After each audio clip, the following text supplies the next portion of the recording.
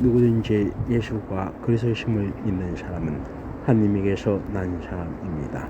나으신 이를 사랑하는 사람은 누구나 그분에게서 나신 분도 사랑합니다.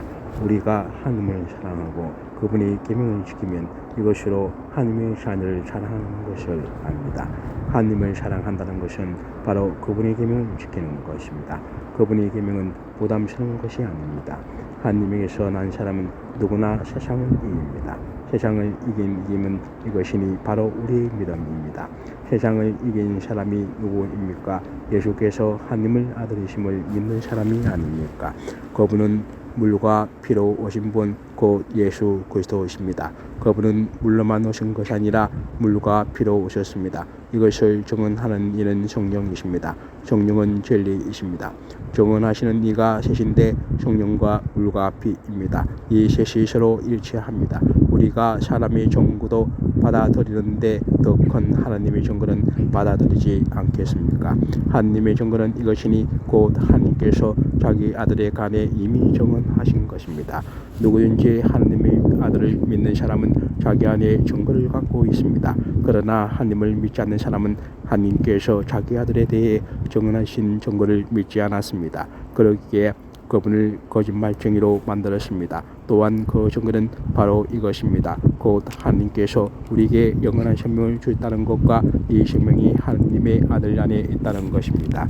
아들을 모신 사람은 생명이 있고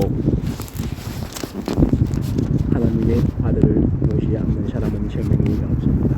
내가 하나님의 아들의 이름을 믿는 여러분에게 이것들을 쓴 것은 여러분이 영원한 생명을 갖고 있다는 것을 알게 하기 위함입니다.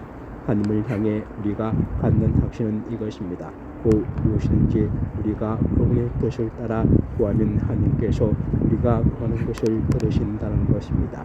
그리고 우리가 무엇을 구하든지 하나님께서 들으신다는 것을 알면 우리는 우리가 구하는 것들을 그분으로부터 받는다는 것도 압니다.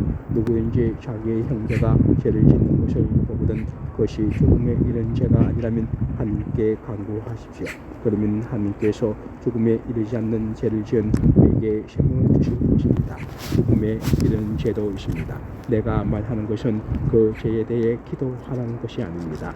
우리는 모두 죄입니다. 그러나 죽음에 이르지 않는 죄도 있습니다. 우리는 하나님에게서 난 사람은 누구든지 죄를 짓지 않는다는 것을 압니다. 하나님께서 나신 분께서 그를 지키심으로 악한 자가 그를 해치지 못합니다. 우리는 압니다. 우리는 하나님께서 계시나 온 세상은 악한 자의 지배 아래에 있습니다. 또 우리는 아는 것은 하나님의 아들이 오셔서 우리에게 지각을 주심으로 참되신 분을 알게 하시고 또 우리가 참되신 분 곧 하나님의 아들 예수 그리스도 안에 있다는 것을 알게 하신 것입니다. 그분은 참 하나님이시며 영원한 생명이십니다. 자녀들이여 우상들로부터 여러분 자신을 지키십시오.